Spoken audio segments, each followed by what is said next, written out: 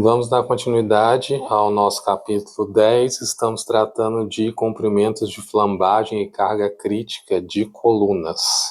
Então, nesse primeiro momento, nós tratamos de pilares e colunas biarticulados, que eu nomeei aqui como primeiro, porque nós temos outras possibilidades que são aquelas que nós vamos tratar agora. Na verdade, vamos começar ou melhor, vamos dar continuidade com mais duas, e faltam três. Então, nosso principal resultado foi esse da carga crítica, onde eu tenho duas possibilidades. Essa, que é a fórmula geral, e esta daqui, que eu determinei n igual a 1. Lembrando que esse n, que eu creio ter falado na aula anterior, ele está relacionado ao número de meias ondas quando nós pensamos nas deformações possíveis para essas estruturas. Então, esse n igual a 1, na verdade, é o n fundamental, que é aquele que nós pretendemos tratar. Mas pensem que, além dessa possibilidade de flambagem, eu posso ter outras, né? Eu posso formar aqui um S ou outras possibilidades de curvaturas. Então, de acordo com essas possibilidades, nós vamos alterar o nosso n de n igual a 1 para 2, 3, 4 ou mais. Mas, de modo geral, nós vamos utilizar o n igual a 1. Depois disso, nós determinamos a tensão crítica associada a este mesmo comprimento, ou melhor, a essa carga crítica, né? E também utilizando aqui o comprimento de flambagem, estendendo nossa discussão para o índice de esbeltez. Então, utilizando esses mesmos argumentos, eu já deixei algumas coisas escritas aqui, nós vamos seguir e definir duas novas possibilidades. Então, esta segunda, nós vamos tratar de pilares ou colunas que possuem uma extremidade engastada, que é a extremidade B, e a outra, que é a minha extremidade livre. Então, observem que se eu pretendo analisar o momento dessa estrutura em relação ao ponto médio, eu tenho basicamente aqui a mesma estrutura que quando nós subimos nessa imagem nós podemos ver. A diferença é que ela está curvada para o lado direito, mas é fácil perceber que basicamente eu tenho a mesma estrutura. Então eu só tenho uma carga P e ela vai gerar esse momento PY que eu coloquei aqui. Então basicamente eu tenho a mesma equação diferencial. O que vai ser modificado aqui é o comprimento. Então percebam que nessa figura, que é a figura original, eu tenho um comprimento L do pilar. E essa figura é muito semelhante se eu dobrar esse pilar, ou se eu refletir ele em torno aqui do eixo X, nós vamos perceber que é como se eu tivesse aqui metade do pilar acima do eixo e a outra metade para baixo, formando essa figura aqui, que é basicamente um pilar refletido junto com a sua deformação. E com isso, o que eu percebo? O comprimento associado a esse pilar, que é aquele que nós estamos chamando aqui de comprimento de flambagem, na verdade, ele é o dobro do tamanho do pilar, porque nessa situação que nós estamos analisando, é fácil perceber que eu teria a mesma estrutura do pilar que nós analisamos anteriormente, mas um diferencial importante, que é a mudança do comprimento. Então, o que nós vamos fazer é uma mudança, basicamente, nessa relação do tamanho, do comprimento de flambagem. Então, quando eu tenho apenas o engaste, eu vou continuar aqui com esse comportamento, com a análise do comportamento, mas eu vou ter a mesma carga crítica. Então eu já deixei isso escrito aqui. E ao mesmo tempo eu vou ter a mesma tensão crítica. Com isso, nós vamos fazer pequenas mudanças. Então, nós vamos manter a fórmula de Euler.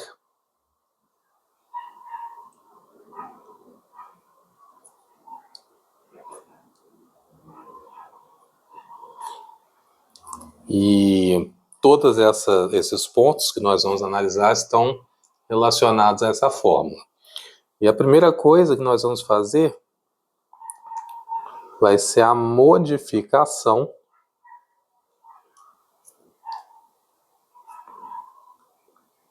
de L. E como esse L, na verdade, está relacionado aqui ao comprimento de flambagem, nós vamos dizer que o comprimento de flambagem, que é o LF, vai ser igual a 2L. Então, eu tenho 2 vezes o comprimento do pilar original. É como se esse pilar tivesse 2 vezes o seu tamanho quando eu vou avaliar dentro dessa fórmula a flambagem dessa estrutura. Consequentemente, eu faço uma pequena modificação aqui, que nós vamos passar a utilizar essa expressão. Então, eu não trato mais de L, mas de LFL, que é o comprimento de flambagem. Para o caso anterior, que eu tinha uma estrutura biarticulada, o meu LFL é o próprio L. Para as situações que vão se seguir agora, a 2, 3 e 4, nós vamos utilizar um LFL. E esse LFL vai variar de acordo com o tipo de estrutura que nós vamos analisar. Então, visto isso, eu vou substituir esse 2L aqui. Então, agora eu tenho aqui 2LFL, ou melhor, 2L ao quadrado, né? A mesma coisa nós vamos fazer na tensão crítica. O que vai ser um fator diferencial é que agora eu tenho o índice de esbeltez. E aí lembrem-se que o índice de esbeltez, ele é o LFL dividido por R. Então, se eu tenho 2L, essa aqui vai ser a minha modificação. Consequentemente, quando eu tenho uma estrutura que é engastada e livre, eu vou usar todos os resultados que obtivemos anteriormente fazendo essa modificação. O meu LFL é 2L. Então, com isso, de uma forma agora muito mais simples, nós já definimos a segunda estrutura. Uma coluna livre e engastada. Vamos para a terceira. Então, nessa terceira, nós vamos avaliar uma estrutura que tem um comportamento de uma extremidade que é bi-engastada, ou uma estrutura bi-engastada. O que nós vamos analisar aqui, na verdade, nós temos uma quantidade de imagens, né? E nós vamos fazer as seguintes proposições. Então, eu tenho, ou melhor, antes disso, né, vamos observar aqui a figura, embora alguns detalhes já estão aqui. Essa é a minha estrutura bem engastada, então, engastada nas extremidades. No capítulo anterior, que foi o capítulo 9, nós vimos de uma forma mais especial do que aquela que é vista na estática, que os engastamentos impedem a rotação. E, de modo geral, isso fica às vezes um pouco solto na estática, mas aqui nós vemos que esse impedir a rotação quer dizer que eu vou manter a linearidade. Então, eu tenho um comprimento linear, já que ele é engastado. Quando nós analisamos isso mais de perto, que é o caso dessa figura aqui e dessa figura aqui, nós vamos fazer algumas proposições que vão ser um pouquinho diferentes. Então, o que nós vamos fazer é o seguinte: com um olhar um pouquinho mais atento, nós vamos ver que o momento ele vai ser nulo em um ponto que é esse ponto D. Eu vou colocar só o D. De modo simétrico, quando nós olhamos embaixo, nós também vamos perceber que ele vai ser igual a zero no ponto E. E com isso, nós vamos reduzir essa imagem aqui para essa aqui. Então, aqui eu tenho o diagrama, né, geral da figura, onde eu tenho aqui os pontos A, C e B, onde o D está aqui e o E está aqui. Como eu vou fazer um recorte aqui só da metade, nós vamos observar aqui na figura 12, 13, ou melhor, 10, 13, observem que eu tenho aqui uma estrutura basicamente simétrica, né? É muito discreto ou é muito pequeno essa diferença da linearidade que eu tenho aqui no ponto D, porque aqui eu tenho um engaste. Então nós estamos considerando que entre A e D eu tenho basicamente uma estrutura retilínea. Isso quer dizer que essa carga P não vai gerar momento significativo em D. Observem que o comprimento total é L, de A a C eu tenho L sobre 2. Nós estamos considerando aqui que eu tenho a simetria entre A e D e C. Então o L sobre 2 eu vou dividir por 2, eu vou ter L sobre 4. Então, L sobre 4 mais L sobre 4, eu tenho metade do comprimento original. Olhando agora embaixo, nós temos a mesma situação. De B a E, eu tenho uma estrutura praticamente retilínea, e de E a C, eu tenho a deformação.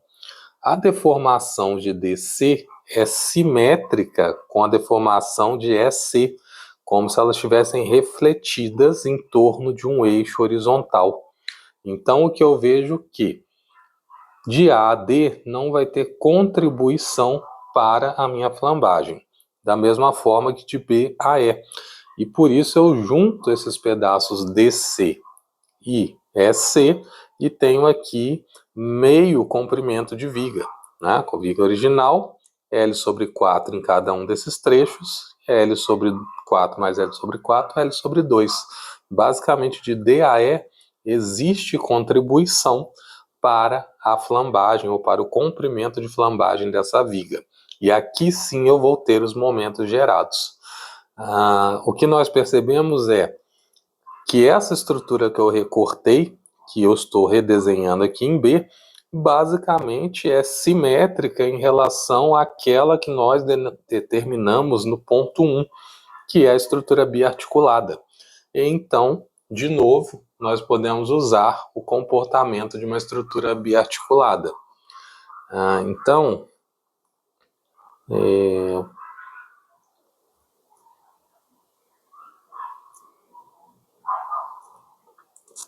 comportamento de uma estrutura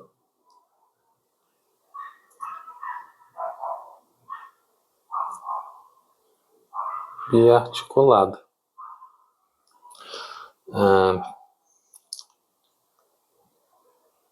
Modificação de L. Da mesma forma que determinamos anteriormente.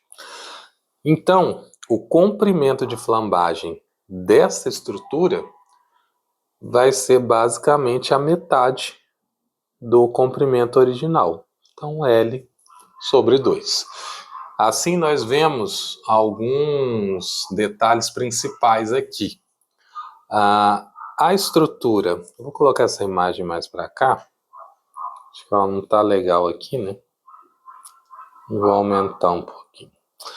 Então, o comportamento aqui da estrutura engastada e livre, ele é igual ao comportamento da estrutura biarticulada. A modificação que nós fizemos foi essa, no comprimento de flambagem. E o comportamento de uma estrutura biengastada também é igual.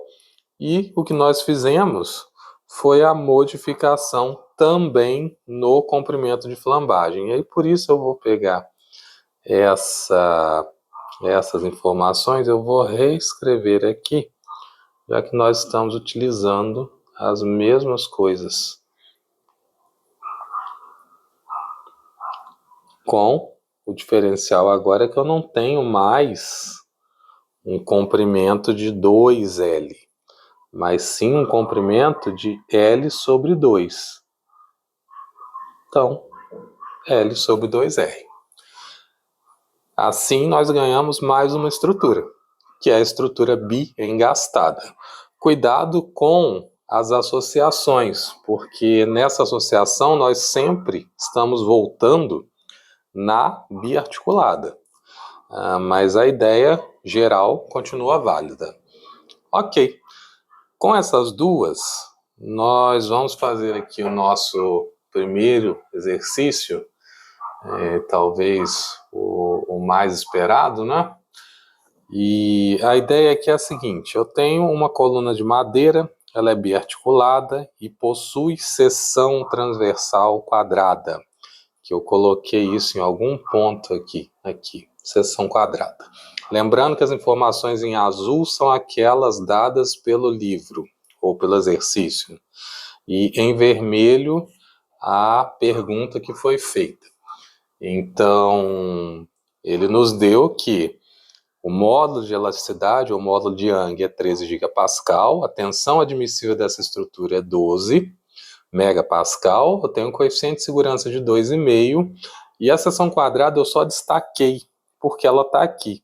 Percebam que, se a seção não fosse quadrada, e a pergunta dele é qual é a dimensão da seção transversal, considerando o carregamento de 100 em A, e um carregamento de 200 kN em B. Se ela não fosse quadrada, se ela fosse retangular, por exemplo, o meu momento de inércia associado aqui, e lembrando por que eu estou falando de momento de inércia, né? Porque nós estamos tratando de cargas, então, momento de inércia. Isso aqui foi dado, isso aqui foi dado, isso aqui, de certa forma, foi dado.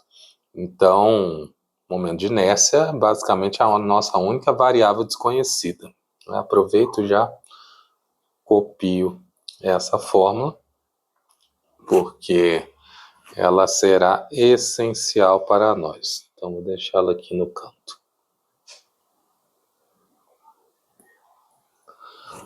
Então, se fosse retangular, eu teria aqui duas variáveis. Ela sendo quadrada, o meu momento de inércia só tem uma variável. Então, isso facilita bastante os nossos cálculos aqui.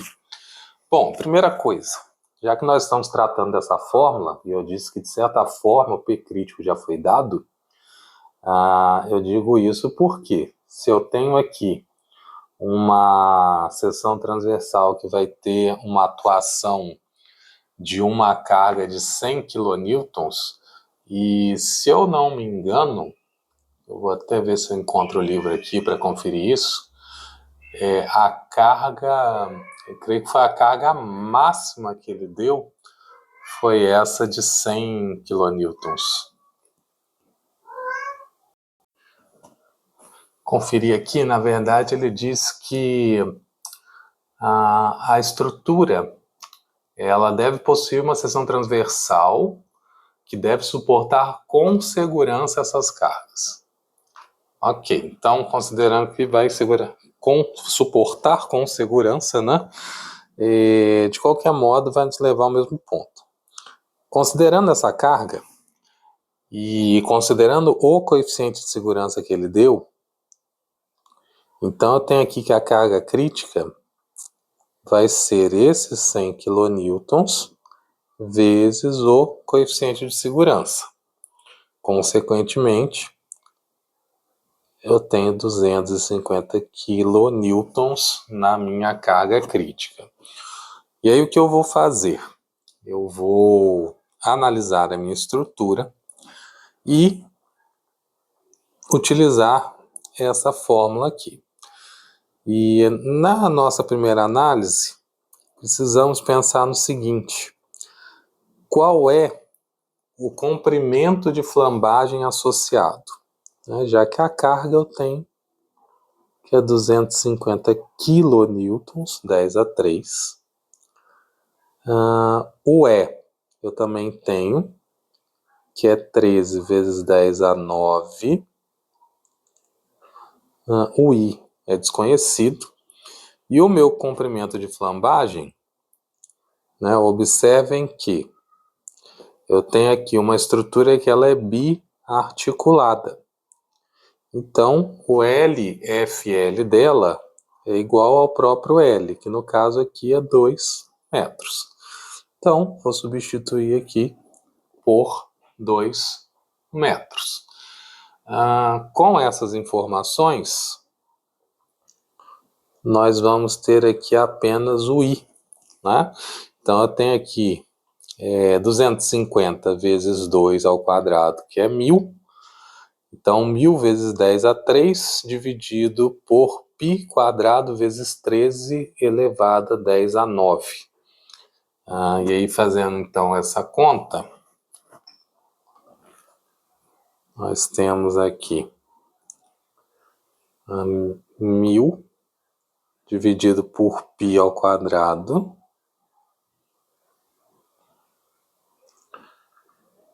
dividido por 13, e aí eu tenho 7,7939, que eu vou aproximar para 7,794.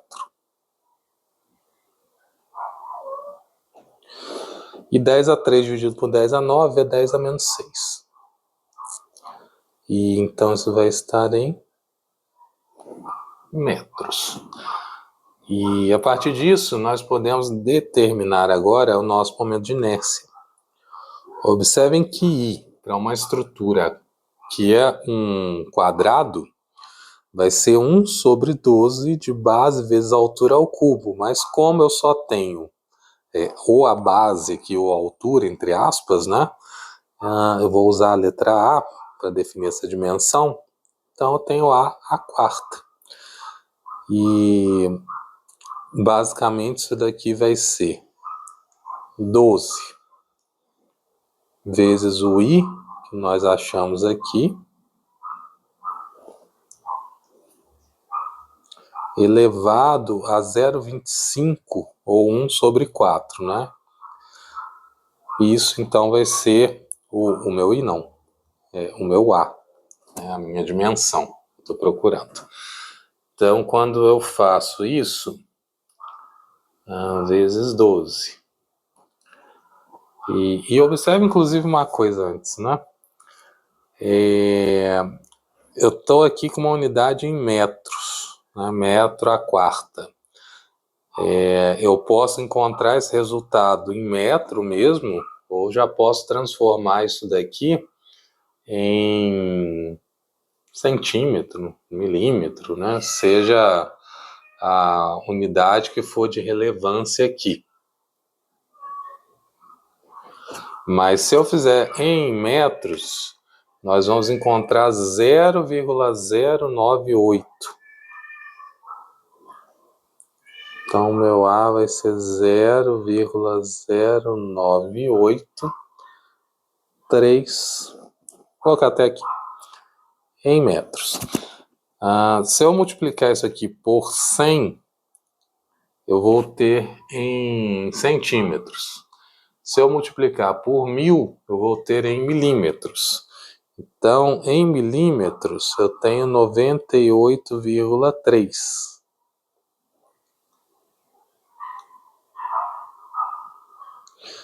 E como é um número muito quebrado, nós vamos usar a primeira aproximação aqui, que é 100. Observem que 100 milímetros são 10 centímetros só.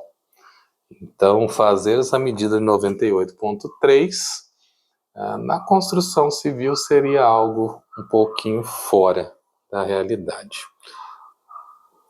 Ok. O que nós fazemos agora? Nós vamos verificar a tensão normal. Então, verificar sigma. E como nós vamos fazer isso? Calculando a tensão. Então, a tensão será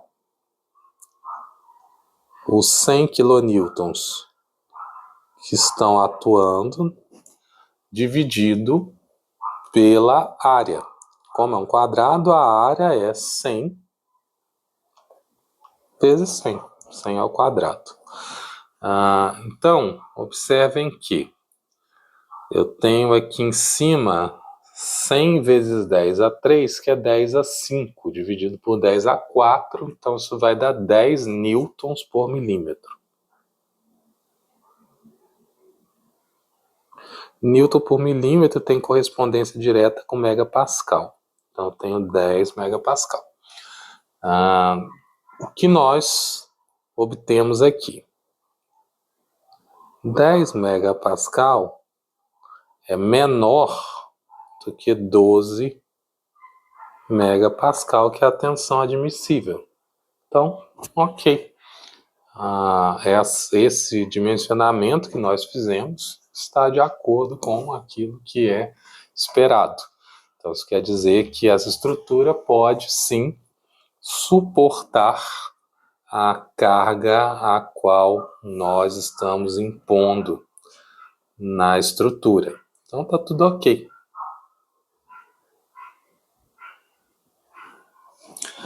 Mesma coisa nós vamos fazer para a situação B.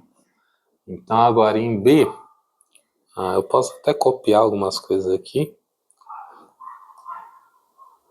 que vai facilitar um pouco a nossa vida. Então, aqui, o que nós temos? Em B, a carga é... eu coloquei que a carga é 200. Eu tenho impressão... Não, tá ok, a carga é 200. Então, em B,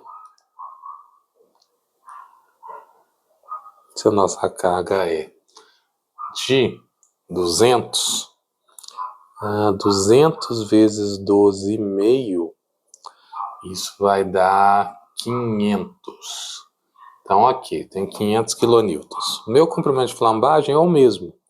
Então, o que vai mudar na fórmula inteira? Só o 500.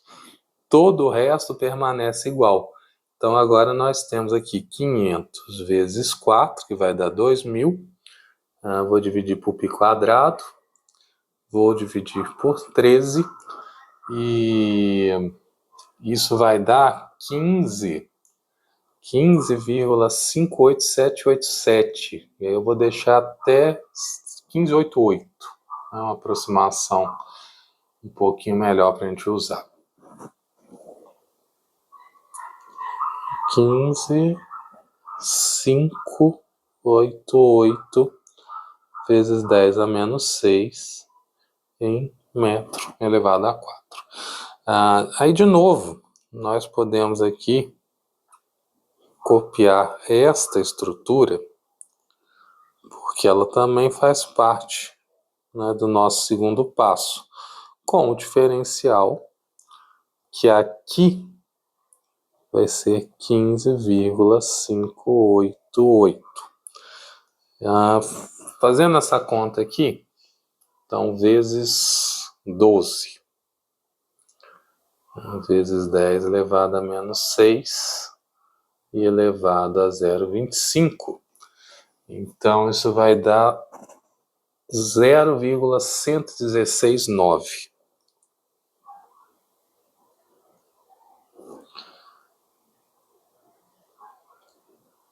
Que é 116,9 milímetros.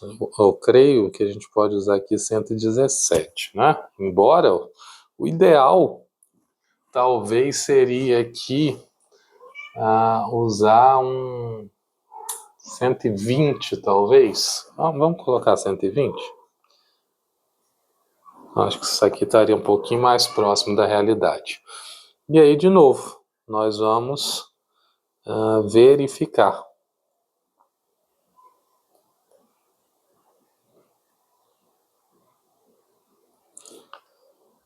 Então,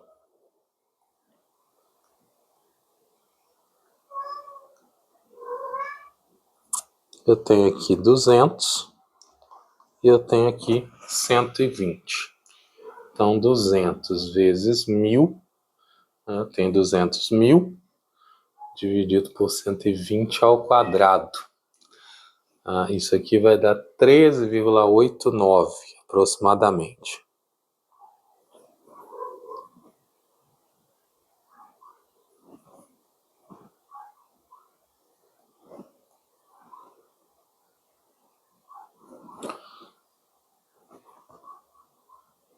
Que é 3,89 megapascal. E lembrando, a tensão admissível era 12.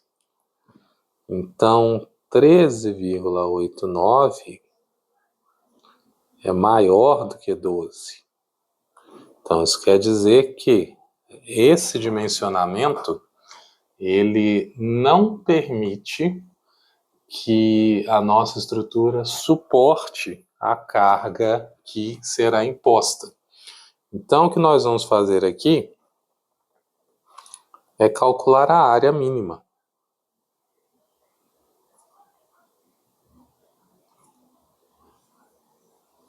E o cálculo da área basicamente vai ser a carga dividida pela tensão. Então, a carga nós já sabemos que é 200.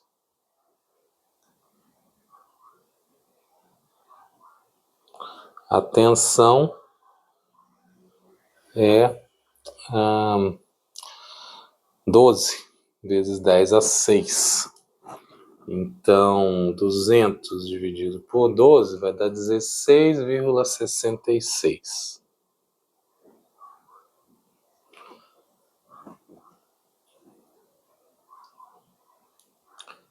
Vezes 10 a menos 3 em metros quadrados. Como essa estrutura basicamente está relacionada com a área, então eu tenho aqui que a área é os lados ao quadrado. Por esse motivo eu tenho que A vai ser igual a esse número aqui na raiz. E aí, no lugar de escrever raiz, eu vou levar isso aqui a meio. É mais fácil de escrever aqui do que tirar a raiz. E da mesma forma, vocês podem na calculadora elevar esse número aí a meio. Então, o que vai acontecer aqui? Eu tenho 16,67 vezes 10 elevado a menos 3. E quando eu elevo isso a meio, vai dar 0,129,11.